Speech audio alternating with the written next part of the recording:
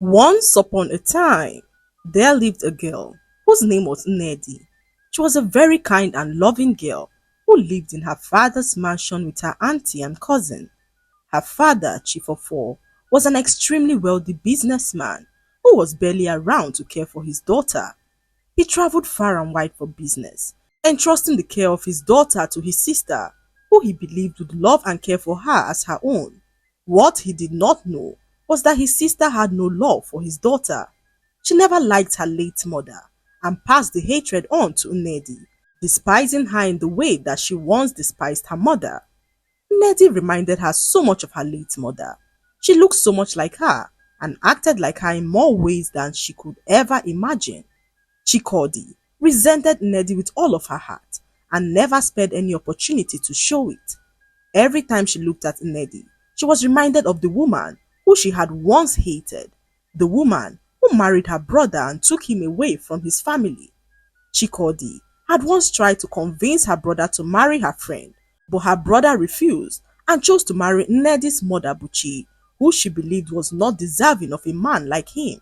Her brother chose Buchi over all the suitors that his sister had arranged for him, and this brewed hatred in Chikodi's heart for Buchi, who died a few years after Ned was born. Chief of Four, seeing how busy he was, invited his sister to his home to care for his daughter. He trusted his sister so much and put her in charge of his home. What he did not know was that his sister Chikodi despised his daughter with all of her heart. One day, Chief of Four embarked on a business trip. He gave his sister so much money to care for his daughter Neddy. He left for the journey, assured that his daughter was in good hands. Little did he know that this was the greatest mistake of his life. Immediately he left the house, Chikodi changed completely. The sweet, caring sister that Chief Ofo had trusted transformed into a cruel and heartless woman. The moment his car disappeared from sight, she turned to Neddy with a look of pure malice. Now, little devil, since your father is gone, let's see how much of a princess that you truly are. That day marked the beginning of Neddy's suffering. Chikodi wasted no time in stripping Neddy of all her privileges. She took away her fine clothes and jewelry, replacing them with old ragged garments. She gave her daughter Neddy's room, whilst forcing Neddy to sleep in the cold dark kitchen. You don't deserve to live like a princess, Chikodi said as she called Neddy a burden. At first, Neddy thought the cruelty would pass, but as the days went by, it only grew worse. Chikodi turned her into a slave in her own father's house. Every morning before the sun rose, Neddy was forced to wake up and clean the entire house, wash clothes and cook meals that she was never allowed to eat. She would watch as her aunt Chikodi, as well as her cousin Egu, devoured the food she prepared while she starved. As the months went by, Chikodi and her daughter made life a living hell for Neddy. They found new ways to torment Neddy, making her work tirelessly, denying her food and treating her worse than a common servant. If she dared to rest for a moment, Chikodi's cane would come lashing down on her back. You should be grateful we let you live here, Chikodi would sneer, her eyes filled with malice. Ego, who had grown up spoiled and entitled, took pleasure in watching Neddy suffer. She would spill palm oil on the floor, forcing Neddy to scrub the stain over and over again. Sometimes, she would even step on Neddy's fingers while she scrubbed the floor, laughing cruelly as Neddy winced in pain. Look at you, Ego taunted one evening as she sat on the couch, peeling an orange. You used to be the princess of this house, but now you are nothing but a worthless servant.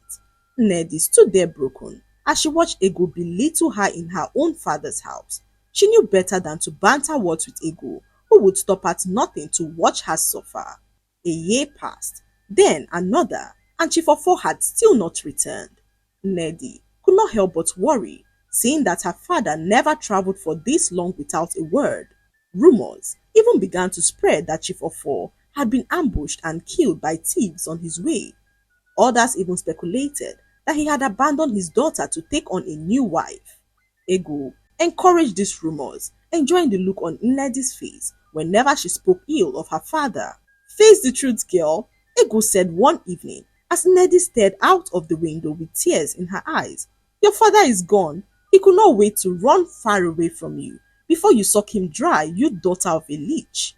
Neddy bit her lip as she fought back her tears. She refused to believe what Ego was saying, but deep down, she could not help but doubt the love her father had promised her. Later that night, as Neddy was about to go to sleep, Ego walked into the kitchen to send her on an errand. Go to the pharmacy and get me some pain medications, she said to Neddy, who glanced at the time and realized that it was past midnight. I can't go out by this time, Neddy said to Ego, who landed her a very hot slap. How dare you question me? You daughter of a nobody. You have no one to save you, so you better do as I say. Ego spat, her eyes burning with anger. Neddy paused as she held her burning cheek, her heart pounding in anger. She knew that if she resisted further, her auntie Chikodi would be called in and she would receive an even worse beating. So, without any hesitation, she nodded and turned towards the door. The street was dark and no one seemed to be in sight. Neddy walked briskly to the only pharmacy that she believed would be open. Her feet ached as her stomach twisted in hunger, but Neddy pushed forward. She whispered a prayer underneath her breath, praying to God to save her father. Just as she walked on the dark streets, Neddy stumbled upon an old woman who seemed to be badly injured. Neddy could not help but stop. She approached the woman, asking if she was all right, and the woman's eyes fluttered open as her voice was filled with pain. Help me, child. I can barely move, she said to Neddy, who told her to wait while she dashed to the pharmacy to get her some medications. With trembling hands, Neddy quickly rushed to the pharmacy. She bought Ego's medications, and with the little change that was left, she decided to purchase some medications for the old woman. When she returned, the old woman was nowhere to be found. Neddy could not help but question if what she saw was real. She rushed home and met Ego, who was pacing back and forth with her mother Chikodi. Where do you think you are coming from by this time of the night? Chikodi asked Neddy, who tried to explain to her that Ego had sent her to buy some medications. You bloody liar, Ego said, as she accused Neddy of going out to see a man. Before Neddy could defend herself, her auntie Chikodi charged towards her to give her a dirty slap, when suddenly something strange began to happen. Neddy stood there stunned as she watched her auntie Chikodi slap herself repeatedly on the face. Chikodi's eyes widened in horror as her own hand struck her face over and over again. What is happening to me? She said as she struggled to stop herself. Ego gasped and stepped back in fear. Mama, you have to stop this, oh! You are scaring me, she cried as she watched her mother's face turn red from the repeated slaps. Neddy stood there in shock as so many thoughts ran through her mind. She stood there and watched as her auntie Chikodi dropped to her knees, pleading for Neddy to save her. Neddy stood there and watched as the hand finally stopped slapping her auntie's face. Chikodi looked up at Neddy in horror. She could not believe the fear that she felt in that moment for a girl who she once treated like a slave. She grabbed her daughter as they both retired to their room terrified. Ego could not help but wonder if Neddy was possessed. Is she a witch? She asked her mother Chikodi, who trembled at the thought of it. They sat there terrified as they thought of what to do. We can't live in this house with that witch, oh, Ego said to her mother as they both devised a means to send her away. That night, as Ego slept in Neddy's room, she felt a presence that subdued her in bed. Filled with terror, she jumped out of bed and ran to her mother's room. This was the most terrifying night that Ego had ever had. She held her neck, gasping for breath, as she narrated all that happened to her mother. It has to be Neddy, I'm sure of it. We need to send that witch out of this house before she kills us, Ego said to her mother, who sat there deep in her thoughts. The next morning, Neddy woke up as usual to clean the house. As she cleaned, Ego and Chikodi began to feel a hot sensation in their body. Chikodi and Ego screamed as the burning sensation intensified. It was as though their body was on fire as they ran to the bathroom, splashing water on their bodies, but nothing worked. The more they tried to cool down, the hotter they became. All this continued until Neddy finished cleaning the entire house. Once she dropped the broom, Ego and her mother realized that the burning had stopped. They sat there terrified as they watched Nnedi walk into the kitchen to prepare lunch. Immediately she grabbed the food items in the kitchen. The burning sensation started again and Chikodi screamed at Nnedi to leave the kitchen. "Don't cook for us! Don't clean for us! Just go to your room and rest before you kill us all," she said to Nnedi, who stood there shocked to hear what her auntie was saying. She stared at her aunt, who had once treated her like a slave. Nnedi could not believe that her auntie was begging her to abandon her chores. She retired to her room, which she had not inhabited since her father left. Nnedi laid on her bed for the first time in years, her body aching from the years of exhaustion. She drifted into a very deep sleep, not worried about the thought of being flogged out of her sleep by her aunt. Nnedi, for the first time in years, did not feel helpless. She did not feel like a prisoner in her own father's house. Her auntie Chikodi and her cousin Ego sat in absolute terror. They dared not to step near her room or send her on an errand, as the consequences of doing so were so grave. Every wicked act that they committed against her had somehow backfired, and this filled them with so much terror. "Mama, what do we do now?" Ego asked her mother, who told her that she had a plan. Night came, and Chikodi decided to actualize her plan. She snuck into Nnedi's room and grabbed one of her dresses. Everyone was asleep as Chikodi snuck out of the house with the dress. She rushed to the shrine of Ikuku, a juju man known for his dark powers. If anyone could rid them of Nnedi, it was him, so Chikodi rushed to him for help. When she got there, she met Ikuku, who was already waiting. "You seek my help," he said in a raspy voice as Chikodi dropped to her knees, placing the dress before him. "Great one, my niece is possessed. She is tormenting us, making our lives a living hell. I need you to destroy her before she destroys us all." Ikuku picked up the dress, running his fingers over it as he muttered some incantations. Then suddenly he froze. His entire body stiffened as his eyes turned white. A gust of wind blew through the shrine, sending ashes flying into the air.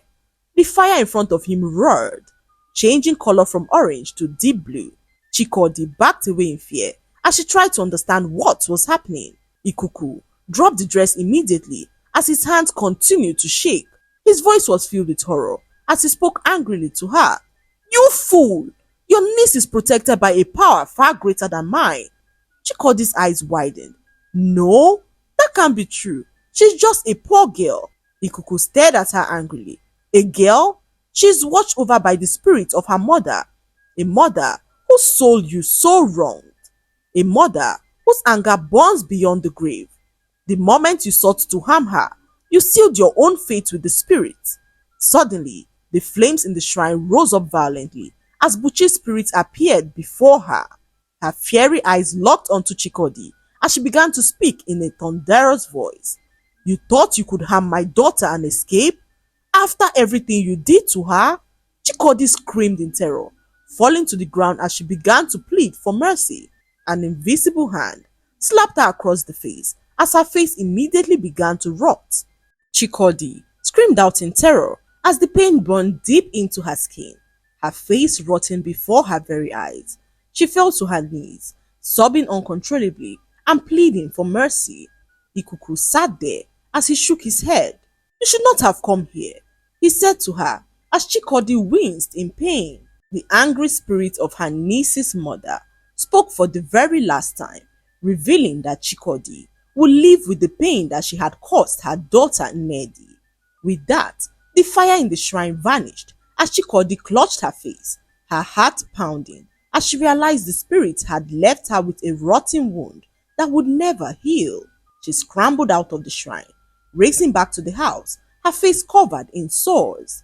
She walked into her daughter's room and the stench from the wound woke Ego up from her sleep. "What's that terrible smell?" she said aloud as her eyes met that of her mother, who stood a few inches away weeping. "Mama, what happened to you?" Ego asked her mother, who collapsed to the floor weak and trembling. "The spirits, they cursed me," she said as she continued to cry. Ego gasped as she stepped back in fear. The entire room was oozing as Ego could not help but hold her nose. "Mother, You stink so bad, she said as she tried not to vomit. The decay had spread, leaving deep festered wounds across Chikodi's cheeks. The stench was suffocating and unbearable. Chikodi sobbed uncontrollably, her hand shaking as she reached out towards her daughter Ego, who moved back to avoid being touched. Don't touch me, mother, before you infect me, Ego said as she backed away in horror. Chikodi let out a heart-wrenching scream, her once proud posture now hunched in pain and shame. She had been the madam of the house, the woman who controlled everything and everyone within it. Now, she was nothing more than a rotten, forsaken woman with no one to turn to. Neddy, awakened by the commotion, emerged from her room. She froze in shock when she saw Chikodi collapse on the floor, her body shaking and her face covered in sores. For a long moment, no one spoke, as Ego, clearly disgusted, turned away from her mother. Chikodi looked up at Neddy and pleaded for mercy. Neddy looked at her and took a deep breath. This was the woman who had tormented her, who had made her life a living hell. The woman who stole her childhood, who took her dignity and trampled on it for years. And yet, as she gazed upon her auntie's suffering, she had pity on her. Without hesitation, Neddy walked towards Chikodi. She knelt beside her and gently touched her hands. Chikodi could not believe her eyes. She could not believe that a girl who she once despised and treated with so much disdain would ever have compassion for her at a time like this. Auntie, we need to clean your wounds. If we don't, the infection will spread, Neddy said to Chikodi, who burst out in tears to see how kind Neddy was towards her. Tears filled Chikodi's eyes, as no one had ever spoken to her with such kindness before. It was the kind of love that she had denied Neddy, the kind of love she had mocked and spat upon, and now, in her lowest moment, it was being offered to her freely. Ego watched, her mouth opening and closing, unable to comprehend Neddy's kindness. For years, they had beaten and belittled Neddy, and now, when she had every right to turn her back on them, she was the one saving them. Guilt crashed over Ego as she fell to her knees and began to plead for forgiveness. Neddy, Ego's voice cracked. I'm sorry for everything. Please forgive us. Neddy, without hesitation, nodded. I forgave you a long time ago, she said with a smile on her face as Ego sobbed openly, unable to believe the grace of the girl who they had once tormented. From that day forward, everything changed. Chikodi and Ego, overwhelmed with guilt and gratitude, began to treat Neddy with love and kindness. For the first time in years, Neddy was no longer a slave in her own home. Ego, once arrogant and spoiled, walked alongside Neddy. She helped in the kitchen, cleaned the house, and more importantly stood by Neddy's side as a true sister. Chikodi, deeply humbled by Neddy's kindness, devoted herself to making amends. She would sit beside Neddy at night, speaking softly, telling her stories of her mother, memories she had once buried beneath layers of jealousy and hatred. The wound on Chikodi's face, once a rotten curse, began to heal. The more she treated Neddy with love, the clearer her face became. The spirit had not cursed her to eternal suffering. They had given her a chance to redeem herself, and she took it with both hands. Months passed, and the mansion, once filled with misery and cruelty, became a home filled with laughter and warmth. Ego and Neddy shared a sisterly bond, stronger than ever before. They cooked together, told stories, and even braided each other's hair. Chikodi, once filled with bitterness, became a different woman. She no longer saw Neddy as an enemy, but as a daughter. They were finally at peace. And then, one fateful evening, a knock sounded at the door. Neddy's heart stopped. She rushed to the door and swung it open. There, standing before her, was Chief Ofo. Papa! Neddy screamed, throwing herself into his arms as tears streamed down her face. My child, Chief Ofo whispered, his voice breaking with emotion. I have missed you, he said, as he held her tightly, his heart heavy with regret. Chief Ofo narrated how his journey took an unexpected turn. He went into business with some shady men who he never knew were criminals. The men deceived him into taking possession of some goods which he never knew were stolen. On his way back, he was apprehended by the police and locked away without any means of communication. For years, he remained trapped, unable to reach his daughter. After years of immense suffering, he was finally released after the culprits were apprehended. Neddy listened intently as tears poured down her face. She had always believed in her father, despite all the rumors and long silence. Now, with the truth in front of her, Neddy felt both relieved and heartbroken for the years of pain they had both endured. She was so grateful to have her father back and live the remainder of her life in peace with her auntie and cousin. And so, the mansion, once filled with sorrow, became a home of love and unity. Neddy was no longer a forgotten girl. She was the heart of her family. She had turned hate into love, pain into healing, and enemies into family. And for the first time in her life, she was truly happy. The lesson to be learned from this story is that kindness has the power to heal. Neddy endured cruelty but never allowed hatred to consume her heart. Instead, she showed forgiveness, love, and compassion even to those who had wronged her. Her actions transformed her enemies into family, proving that love is stronger than hate and mercy has the power to redeem even the worst of souls. Chikodi and Ego learned that wickedness only leads to destruction, but genuine change comes from remorse and a willingness to make amends. True victory is not in revenge, but in choosing love despite the past. I hope you enjoyed the story.